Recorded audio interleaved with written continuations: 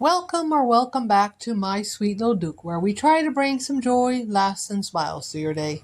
Let me ask you a question. What does a hole in the fence and this cute little guy right here have in common? After you hear this story, you're probably going to be shaking your head just like I am almost 7 years later. Let me explain. By now you know for the first year and a half of Duke's life, he technically belonged to somebody else. All I was doing was puppy sitting him. But I was doing the majority of the training and a majority of the care taking for my sweet little Duke. At around 3 months old, both he and his brother were starting to wear harnesses. Collars had become a bit of an issue for Duke since he is a puller. He would pull and come to choke himself.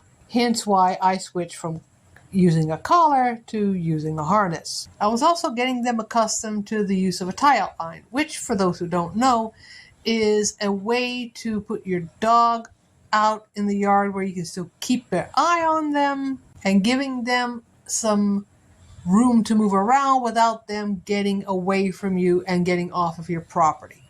Think of it as a very long lead that is attached to a stake in the ground at one end and attached to your dog's harness at the other. This way, I didn't have to have both dogs attached to me by the leash all of the time. Each dog actually had their own line, and each dog had their own place for their line to be, so that the lines didn't get tangled up and I wouldn't have too many problems with the two of them. They were puppies after all. They were bound to get into some trouble. Cue this guy right here. As per usual, it only took Duke a few seconds to get himself into some serious trouble. I went to the mailbox to go check the mail, heard my mother screaming at me. I come back to find my little dog here had managed to get himself through a hole in my neighbor's fence and into their yard, but couldn't find his way to get back out. The whole while my poor mother was panicking. Understandably so, of course.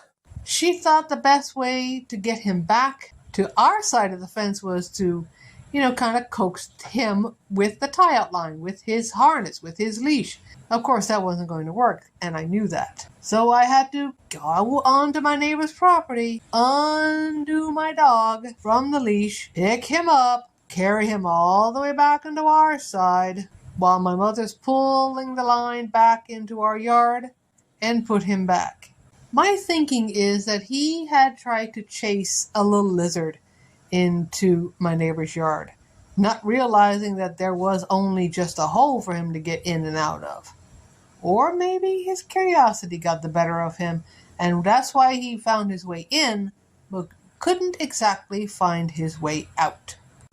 Needless to say, we did move those tie-out lines from near that part of the fence and did put them somewhere else where they could still roam, dig, play, and still not get tangled. And yet we could keep our eye on them.